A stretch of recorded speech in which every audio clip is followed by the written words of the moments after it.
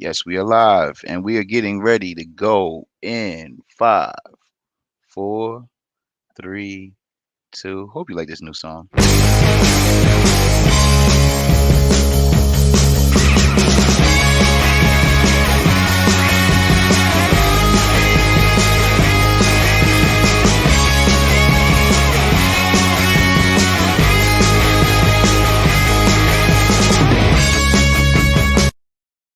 What's going on? What's going on, family? This is Preston Baker.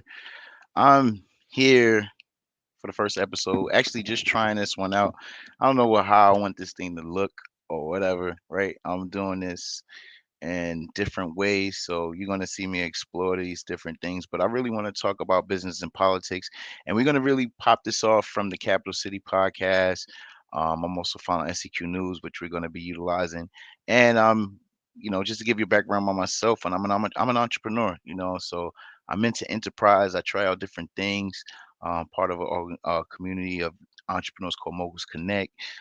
Found the LegacyFirst.org LLC, which is a business consultancy. I'm involved politically, right? Like I am a political district leader in my area, Democratic district leader representing one of the largest political clubs in New York. So I want to be able to talk about all these different things.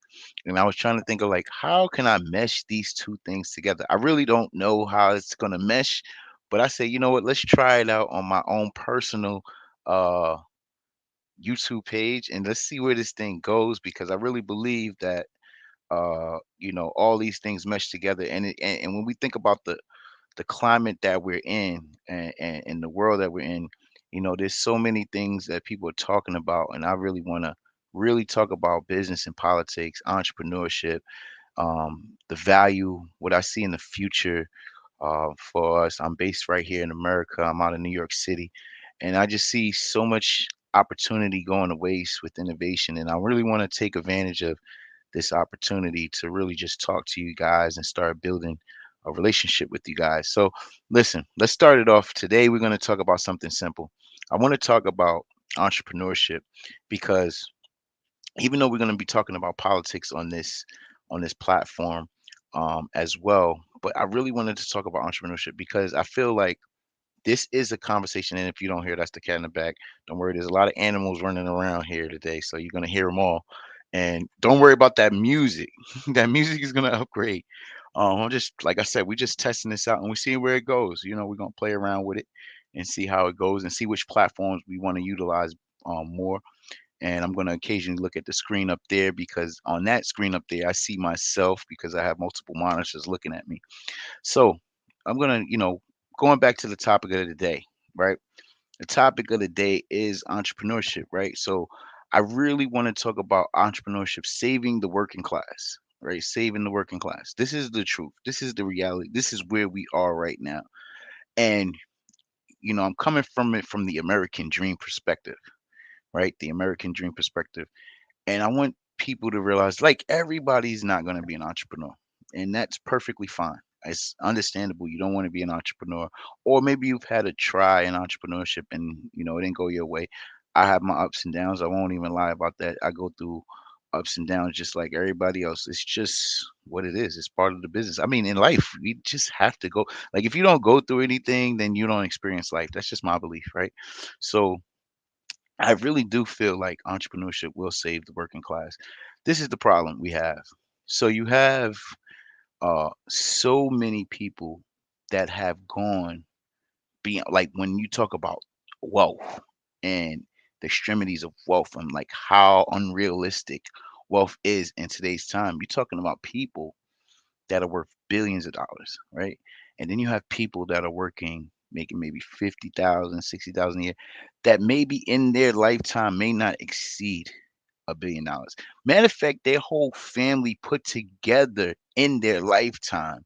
You're talking to my mother, her father, two kids, let's say we just give an example. Maybe if they all achieve that same thing, they may never achieve $1 billion in their lifetime collectively. And then you have people that are net worth that can spend 40, 30 billion dollars like that, right? And then you have people that are worth more than that. That 300 million, 200 million, you know, just money that's out of this world. So I want to bring it up in the sense that how do we encourage some form of entrepreneurship? Because you have a lot of people that are working two jobs or working a job that just isn't they, this is just isn't sufficient. And then we have people that are literally, he's going off. He just sees me on here and he's like, I want some attention, right? They have people that are literally, when I say check to check, it's the reality of the world we live in, right? This is the reality of the world we live in today, right now, where we are today. And then you have people that, man, ridiculous loads of money. Are we mad at those people for coming up with a concept that helped society in whatever way it did? Because most entrepreneurship is about finding a solution to a problem, right? Like you found a solution to a problem. Amazon found a solution for a distribution problem. They made distribution a lot simpler. So everybody rewards Amazon because it's simpler, it's cheaper than everybody else. So everybody wants to use it because they solved a problem, right? Um, Tesla is solving problems. How do we get away from this design and go into more of an electrical, uh, electric car, electric model of doing things, get away from oil and gas and things of that nature? All these things are solving a problem. Microsoft solved the problem many years ago. The way we look at computers is totally different from the 80s. I don't know if you remember when you had the orange and black. Well, you had a black screen with orange letters, and you had to put in the code to play games and put in the code to do this. And they solved it. They simplified that issue. So that's what entrepreneurship is in a nutshell. It's really solving a problem that people have. And the bigger the problem is, the more wealthy you're probably going to become because the more people you're going to touch and the more people you're going to affect, right? So now in this thing, I say we can't be upset because there are people that came up with a solution to a problem. There are people that came up with an idea because that's the American dream, right? Like that is the American dream. Your dream is you like when you think of when people came here, they had all these dreams. They had a vision of what they thought was America was going to be like, and they built this country in that fashion. Like we all come here with ideas, right? Like people when they migrated here, they came here with ideas, like what they wanted to see. And what they did see was what they did create is what we have now where you have opportunity. So some countries you can go in the world, like you're gonna be here, your family's gonna be here, and it's just generation. But this opportunity is here is like, listen, this person can make a break and this person could have came from nothing, built up something and become one of the richest people in the world. That's just the reality of where we live in, and that's just the reality of what America could be if you live in that American dream, right? So now, why do I? Now that you kind of got my idea, where it's like I'm not one of those people that's like blaming the wealthy for having wealth, but what I look at it is that okay, not everybody's gonna make it to that billionaire area. Not everybody's gonna be a super worth $100 million, 10 figures, and they're not going to get to those levels. Maybe people not going to make 300 million, 400 million. But technically, we all can benefit from entrepreneurship if we made an extra 30, $40,000. Like think about a person that's making $50,000 and they were able to make extra 25, $30,000 from some business idea that they have that they're doing on a part-time basis, right? Think about it from that perspective. Like this person may know, like, hey, listen, I'm not trying to leave my job. I like my job. This is what I'm gonna do. I'm gonna get my pension. I want to get my retirement fund. But I got this thing on the side that I could run, and I know if I do it this many days a week, I can make this amount of money and it could work for me. And the reason why I'm saying that is that that's just I feel like as we go into this space of where America is going, I just feel like technology. And if I'm wrong, you can type it in the chat what you feel about this. But I feel like technology is going to start taking away a lot of these jobs that people are have come to depend on for generations. There's like when you think of the uh the car industry, right? Like think about how many people used to build cars in Detroit in Michigan, right? Like now you're outsourcing that. You're outsourcing so many jobs to different countries where the pay is cheaper to make it over here than it is over there. Also, it would cost us $1,000 just for a T-shirt, right? So when you think of it in that way, you're thinking like, oh, long term, we have to. subsidize our finances, and we can't really depend on government to create that because this is entrepreneurship. The government makes their money off of taxes. I think the government should get into entrepreneurship itself, but that's another day, another topic for me. But what I feel like is if we create this model, a new model, and with this global economy, which means in the global economy now, I'm on YouTube right now. I can reach people in India and China and Africa, South America. You can sell to people that identify with your message, with your story, with your brand all over the world, right? All over the world, literally all over the world. You can identify with these people. So you have an opportunity. And I think this is the biggest opportunity, I think, and what separates America from the rest of the world, from just seeing how the world operates, is the fact that we are the buyers, right? Like we're the largest portion of buyers globally. You could put everybody together, they'd probably outbuy us. But when you see, we have a big, big amount of big proportion of the global market where we are the consumer. And I think that's so important that we realize that since we are the consumer, what happened if we identify some of the businesses that we tend to tackle, some of the businesses or some of the industries that we tend to feed into or we're passionate about, and create products and lines around it, right? Like I think that's going to be the model that can save the working class. Because if you have a working class that's making $50,000 a year, and they're consistently looking for a pay increase, right? Like every year you're looking for, I mean, inflation is going up, so you're looking like, well, $50,000 now and $50,000 20 years from now is not even going to be the same. So effectively, I would like to have at least a 2% raise every year, which doesn't really happen. Let's be honest. There's companies that have been paying the same wage for many years. And the reason why they get to do that is because there's so many people maybe looking for a job in that space, right? So they know that the market is on demand of people needing a job, right? During COVID, most people um started moving around because the need was for the employee. They needed more employees, so people were pulling people from different places. But in this economy, you're gonna see a shift because they know now, we can outsource so many of these things, and now with technology taking front and center of where we are, this is crazy. It's gonna get crazy. So my thing is, why don't we be ahead? Why don't we get ahead of the fray?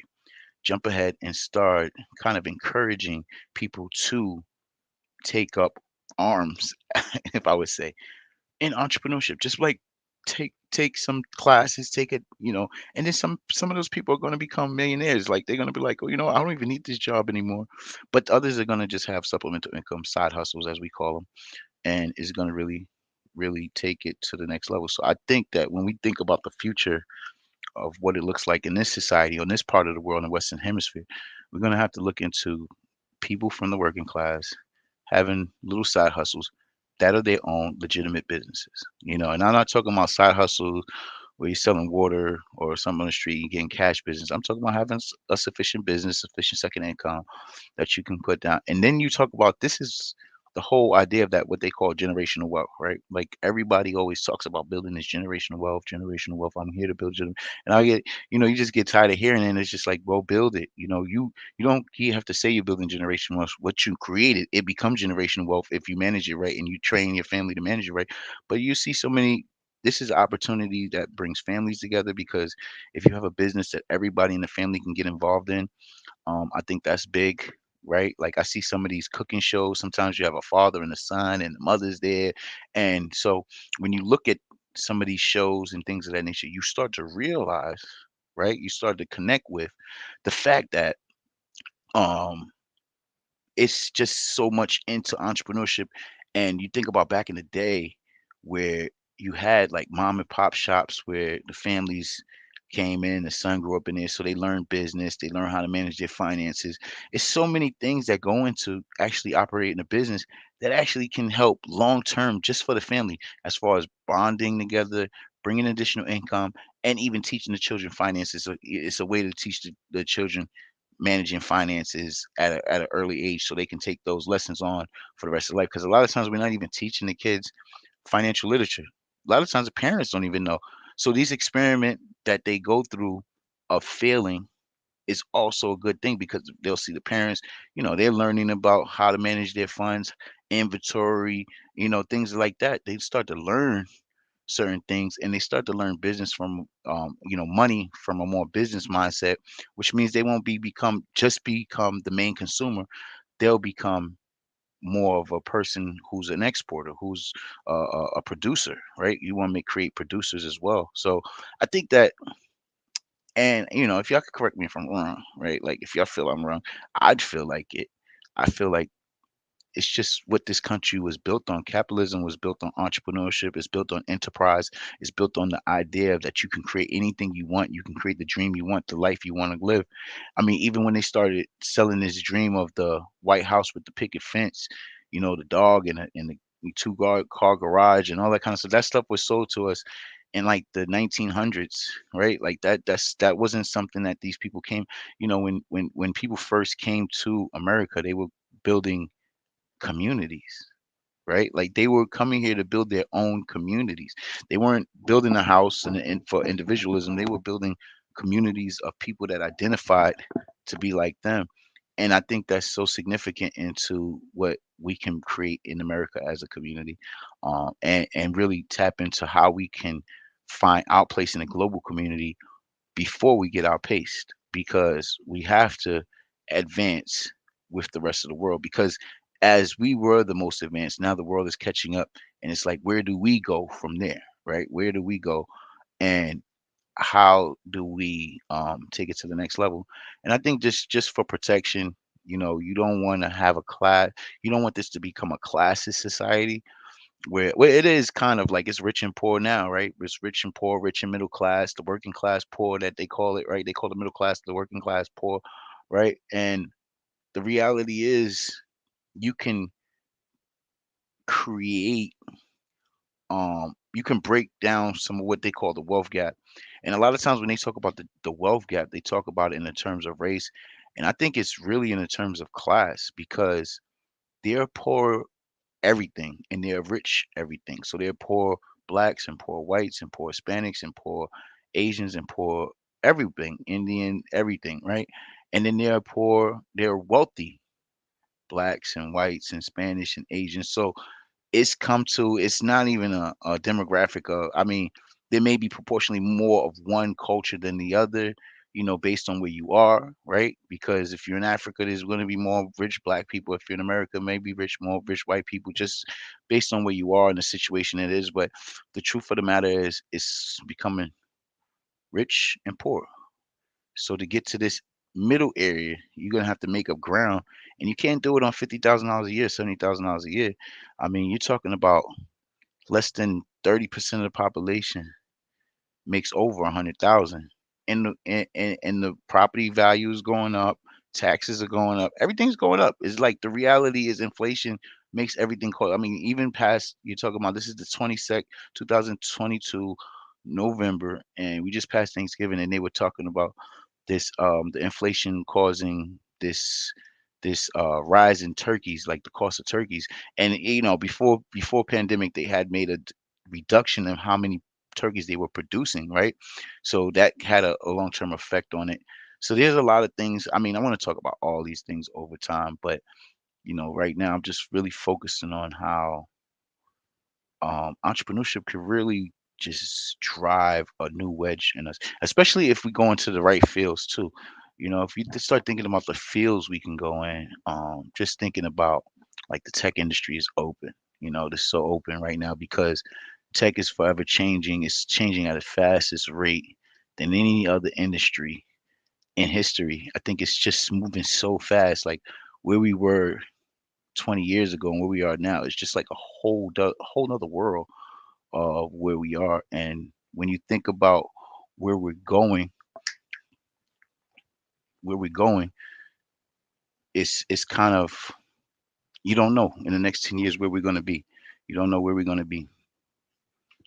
So either way, I got this one yelling at me. I'm trying to move him over, but he's running into he don't want to understand. I'm trying to like, yo, get, and he just wants to play. He thinks that we're playing. So I'm gonna go play with him now and give him some time. I hope this was a good message. I wanted to keep it short and simple. And like I said, entrepreneurship. I want you to tell me, what do you think if entrepreneurship can save the working class? What are your thoughts on it? And I'll see you next time, episode 2. And we're gonna update everything. This is just episode 1. We're just playing around with some different backgrounds. We're gonna play around with some different intros until we get it right, because that's what entrepreneurship is all about. It's just about doing the thing, and the rest will work itself out, right? So until next time, I'll see you guys on the flip side.